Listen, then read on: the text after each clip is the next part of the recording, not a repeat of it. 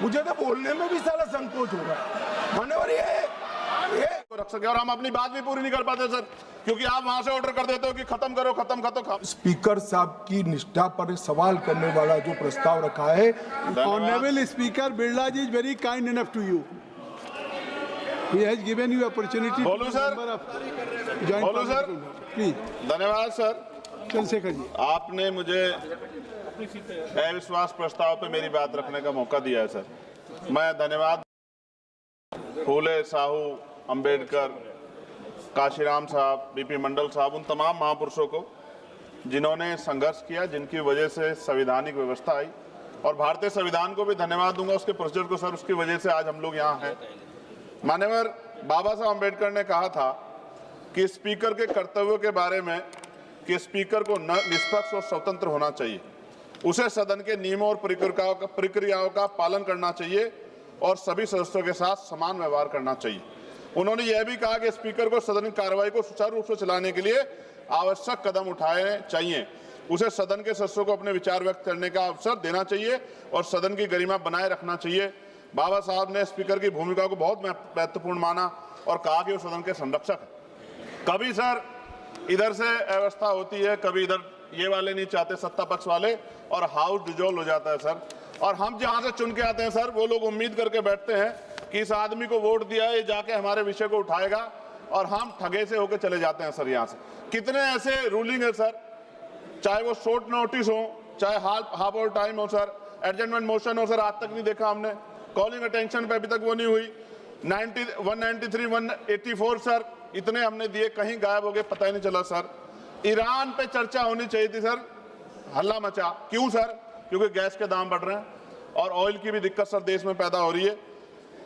जो बिल आते हैं सर, हम उस पर इसलिए बोलना चाहते हैं, हम ये कोई ऐसा नहीं सर कि हमें कोई बहुत जरूरत है गिड़गिड़ाने की कि हमें बोलने का मौका दीजिए, क्योंकि जब इन बिलों को रिसर्च होगी आने वाली पीढ़ियां करेंगी तो हमारा पक्ष क्या था, हमारी आइडियोलॉजिकल हम कहां खड़े थे, ये देश जानेगा, आने वाली पीढ़ियां जानेगी, इसलिए हम बिल पे बोलना चाहते हैं, अपना पक्ष रखना चाहते हैं। सर 2.5 साल हो गए मुझे यहाँ SC ST पे जो अत्याचार है, NCRB का डाटा उठा के देखो सर, अभी 1.5 साल हुए। 1.5 हुए सर? अच्छा हुआ सर आप जोड़ रहे हैं सर, अच्छी बात है।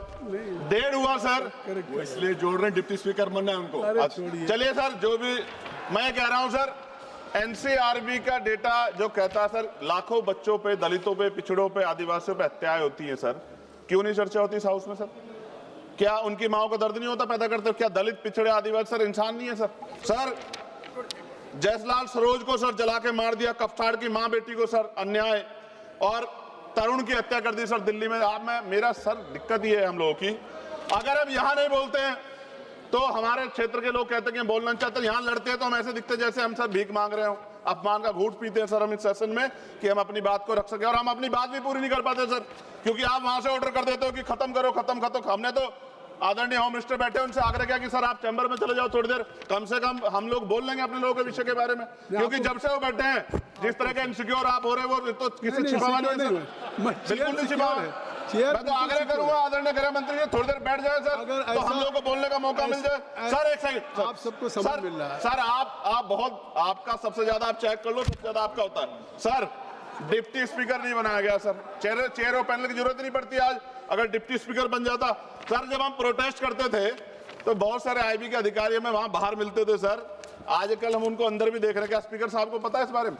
सर भारतीय संविधान के अनुच्छेद 98 में संसद के प्रत्येक सदन के लिए एक अलग से सचिवालय का प्रावधान है, ओवैसी साहब उस पर बात कर रहे थे। यह अनुच्छेद संसद के प्रशासनिक और विधायी कार्यों को स्वतंत्र रूप से संभालने के लिए कर्मचारी नियुक्त करने और उनकी भर्ती और सेवा शर्तों को संसद द्वारा कानून बनाकर नियंत्रित करने की शक्ति देता है। लेकिन महोदय पिछले 10-15 वर्षों से लोकसभा में सचिवालय के रिटायर्ड अधिकारी जो चला रहे हैं, जो कि पहले कभी नहीं हुआ, कभी डिस्कस नहीं होता सचिवालय के कर्मचारियों, नहीं सचिवालय कर्मचारियों को खत्म कर रहा हूं, मुझे बोलने दो सर, बोलने दीजिए ना आप। विधायिका में कार्यपालिका की दखलंदाजी पिछले कुछ सालों में शुरू हुई है, ऐसा स्पीकर साहब पे बोल सकते हैं, सचिवालय संसदीय अधिकारियों पर से विश्वास उठ गया है पिछले कई वर्षों से। यहाँ मैं बताऊंगा इसका रीजन सर, यहाँ पर से भारत सरकार के ब्यूरोक्रेट डिप्यूटेशन पे आ रहे हैं। समाप्त करें, लोग खत्म कर रहा हूं सर, एक पेज है। लोकसभा की स्वतंत्रता को धूमिल करे, क्या इन अधिकारियों सरकार के अधीन कार्य किया है? कई स्टैंडिंग कमेटी की रिपोर्ट में सरकार को संसद की तरफ से निर्देश करने का इन्हें डर लगता है। ये संसदीय परंपरा सर आखिरी पे सर 1 मिनट 30 सेकंड दीजिए सर क्यों कह रहा हूं, कितने डिपार्टमेंट ऐसे हैं जहां अभी बैकलॉग है सर, और यहां भी है सर 40% ज्यादा SC ST OBC के बच्चों के हक। सर 30 सेकंड भी दे रहे आप, 30 सेकंड आप मना कर दिए। मैं तो सच कह रहा हूं। तो आज आप बोल दीजिए। मान्यवर, बहुत सारे बैकलॉग हैं। SC ST के बच्चों को, OBC के बच्चों को अधिकार मिलना चाहिए, नौकरी रोजगार मिलना चाहिए, इसलिए मैंने इस बात को उठाया। कई वर्षों से लोकसभा में नियुक्ति भी नहीं हुई, रिटायर्ड कर्मचारियों को रखा है। लोकसभा के कर्मचारियों के निकट में सरकारी सर हो गया, समाप्त कर रहा हूं, सरकारी घर की व्यवस्था सुनिश्चित की जाए। आपकी बात खत्म हो गई, अब समाप्त कर दें। सभी मैं माननीय सदस्यों से कहूंगा नहीं, हम बोलते तो कौन, आपकी हो गई बात, आपने 1 मिनट मांगा था, आपने हमने 1.5 मिनट दे दिया। बहुत शुक्रिया सर, बहुत शुक्रिया, आपने बोलने का मौका दिया। शायर ने अच्छा कहा, बड़ी देर कर दी मेहरबान आते आते। मैं आपके जरिए से वजीर दाखिला से अपील करूंगा कि मुझे खामखा बदनाम किया जाता है कि मैं बी टीम हूं, तो आप अपने तरफ से 5 मिनट दे दीजिए। कुछ तो दिया नहीं आप तक, तो वक्त दे दीजिए अपना खाली बोलने के लिए, ताकि मैं आपके खिलाफ बोल सकूं, ताकि इल्जाम हमेशा के लिए सही या झूठ साबित हो जाए। तो सर, हमारे देश में सेपरेशन ऑफ पावर्स है, लेजिस्लेचर इंडिपेंडेंट एग्जीक्यूटिव जुडिशरी से, मगर हम ये देख रहे हैं कि एग्जीक्यूटिव बार बार लेजिस्लेचर पर कब्जा करते जा रहा है, और 40 साल के बाद इस तरह का एक मोशन आया है। तो एग्जीक्यूटिव को चाहिए कि वो मुहासबा करें कि आखिर क्या वजह है। We have a marauding executive sir, which wants to overpower and take over the legislature and reduce it to cipher. Sir, the speaker जो मुकाम है, 6ठा मुकाम है उनका, प्रेसिडेंट, वाइस प्रेसिडेंट, प्रधानमंत्री, डिप्टी प्राइम मिनिस्टर के बाद 6ठा मुकाम है, CGI के बराबर है। सर, नीलम संजीवा रेड्डी ने क्या कहा था स्पीकर के बारे में, कॉल एंड शक्दर पेज नंबर 124 देख लीजिए। The first duty of the speaker to enable the house to function and not shut it out. The house is paramount, not the speaker who can claim no inherent right to override or bypass the house or to arrogate to himself powers and functions which belongs to the house. यही नीलम संजीवा रेड्डी थे, उस chair पर बैठने के बाद उन्हें Congress party से इस्तीफा दिया। यही नीलम संजीवा रेड्डी थे जिनके दौर में बैठे स्पीकर अपोजिशन ने कभी वॉकआउट नहीं किया। ये स्पीकर होता है सर। और आप जानते हैं कि मौलांकर को बाबा पार्लियामेंट कहा नेहरू ने, और यही मौलांकर ने नेहरू को कहा था कि खबरदार ऑर्डिनेंस जारी मत करना। यही मौलांकर ने कहा था कि पार्लियामेंट को अगर कामयाब होना है तो एग्जीक्यूटिव से उसको आजाद रहना पड़ेगा। हकीकत यह है कि आज के दौर में उसके बरक्स काम हो रहा है, आजादी कम होते जा रही है लेजिस्लेचर की। नेहरू ने क्या कहा था मैं नहीं कहना चाह रहा लंबा चौड़ा।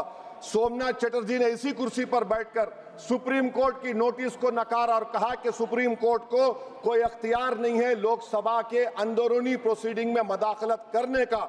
सोमनाथ ने कहा था आर्टिकल 105, 122।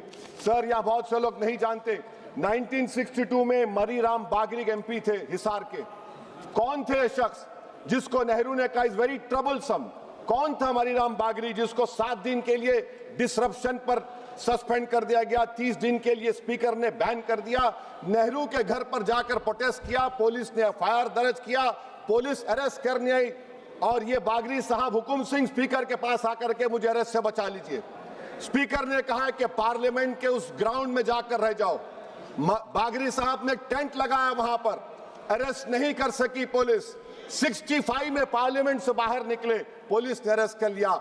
और इन आंखों ने वो नजारा भी देखा कि ये सुप्रीम पार्लियामेंट में 2016 में एक आर्मी के टैंक को लाकर उसकी तोप को पार्लियामेंट के बिल्डिंग के सामने खड़ा कर दिया गया। ये लेजिस्लेचर की तौहीन नहीं तो क्या है मुझे बताइए सर। स्पीकर के कान नहीं होते, स्पीकर की आंखें नहीं होती हैं। स्पीकर आंख से देखता है तो लेजिस्लेशन की आंख से देखता है। स्पीकर अगर अपनी कान से सुनता है तो लेजिस्लेचर के कान से सुनता है। Sir, I must say sir, we are members of the free parliament. We are not bonded laborers of any political party over here, sir. Let me also tell you, sir, a muted parliament is as much danger to parliament democracy as executive authoritarianism, which is present reality. Sir, Speaker is answerable to us. The government is answerable to all of us. That is the law which has been put forward, sir. Sir, may I take this opportunity to say, I will give an example of how executive is interfering. The media knows that this government is going to bring in this session a bill on women reservation. We don't know. This house does not know. What is the dignity of this house? Please tell me, sir. So this clearly shows that executive works in a secret and deceitful manner to decrease the glory of this august house. Sir, may I tell you that Article 98 of the... Sir, please, sir, allow me, sir, 5 minute दिए हूँ मैंने. दिए sir वो आप sir एक B team हूँ sir सुन लीजिए. Article 98, sir. Sir, Article 98. The House shall have a separate secretariat. Why have you appointed retired IAS over here? You have a separate secretariat. Where is the sovereignty of the House? Sir, I have been a member of 2004 to 2024. I have never seen this House work for 70 days. Sir, Article 93 mandatory as Deputy Speaker बनाना. हम एक motion move करने वाले हैं कल. मैं चंद्रशेखर और राजकुमार road, Pappu Yadav आएंगे नहीं मालूम, ताकि बेनीवाल को डिप्टी स्पीकर बनाया जाए. सर, आप देखिए, executive feels happy with panel of chairmen. What is the panel of chairmen? It is a creation of speaker under Rule 9. And you don't have voting right also. What about it? Sir, I'm concluding, sir. Sir, I'm concluding, please, sir. Sir, I'm concluding. Sir, इस ऐवान की बदबख्ती है, सुन तो लीजिए, sir. अरे दिल की तकलीफ बयान कर रहा हूँ, सुन तो लीजिए. Sir, आप बुजुर्ग हैं. बुजुर्ग नहीं सुन हैं. तो इस ऐवान की तकलीफ ये है. इस ऐवान की तकलीफ है कि एनडीए में लीडर ऑफ द हाउस है, एनडीए के लीडर है. एलओपी है. सिर्फ अपने नैरो ब्लॉक के हम कहां जाएंगे, काले बस्ते में गिर जाएंगे. सुनिए सर, हमको नहीं पूछा गया साइन करते वक्त.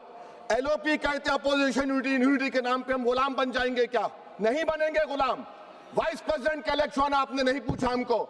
हमारे सीएम बोले तो अच्छा रहा कि उनको हमने काम किया. तो इसी पर एक शायर ने कहा था एलओपी के ऊपर कि तेरी नजर में मेरी कदर कुछ भी नहीं, मेरी कदर इनसे पूछ जिन्हें हासिल नहीं हूं मैं.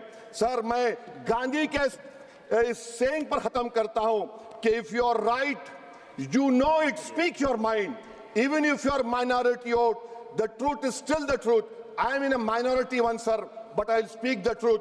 The truth is Parliament has been treated with disdain by the ruling party.